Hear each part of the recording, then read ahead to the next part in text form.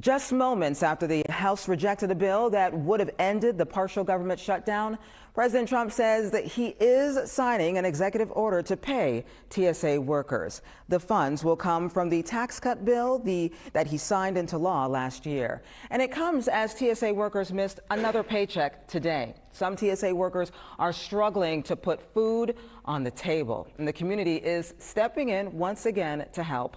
Our Daniel Wilkerson joins us live in studio right now. And Daniel, TSA workers make about $19 an hour, so not receiving a paycheck over 40 days, this must be really a struggle. Yeah, especially when you consider that this partial government shutdown, it began on Valentine's Day. And folks, some 42 days later, many are worried about feeding their families and paying their bills.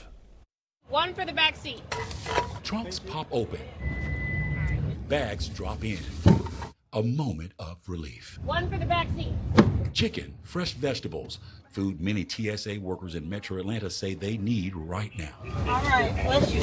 Car after car, families waiting for help many never expected to need. One for the trunk. I was an actual TSA officer. Caleb Harmon Marshall, a former TSA officer, says workers with each passing day are feeling more strained. They are stressed, beyond financially stressed. You know, this is something that hit home. A lot of them, they have families, they have young children. A lot of them had to miss work just because they didn't have money to pay for babysitters, or, you know, they weren't able to feed their kids at time. I've heard some folks say that they skipped meals just to make sure that their children ate. We're with you during this time. And while the need is clear, their voices are not. Workers at this food giveaway declined to speak on camera. We don't want to put any more on top of it. Justine Stewart with Metro Atlanta Drifters Incorporated says she saw their gratitude firsthand.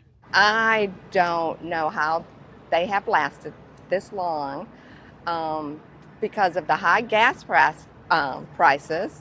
They're trying to get to work, then not have money to put gas in their car and then to feed their families and take care of regular business to make sure that they're secure at home.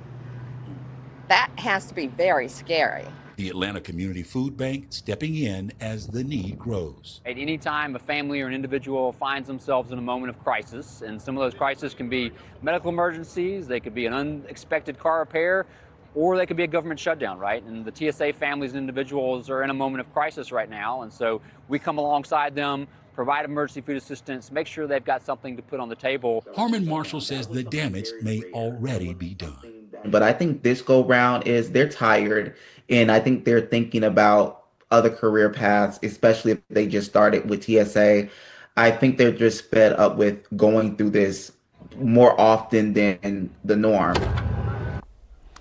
Organizers say they are prepared to hold more events like this if the shutdown continues. Now, they say anyone in need can find help through the Atlanta Community Food Bank. Sharon, as we mentioned, these are people, as they drove through, you could tell, people with pride. Yeah. They're used to providing for themselves, so they're in quite a different spot. Neighbors helping their neighbors in a time of need. Daniel, thank you.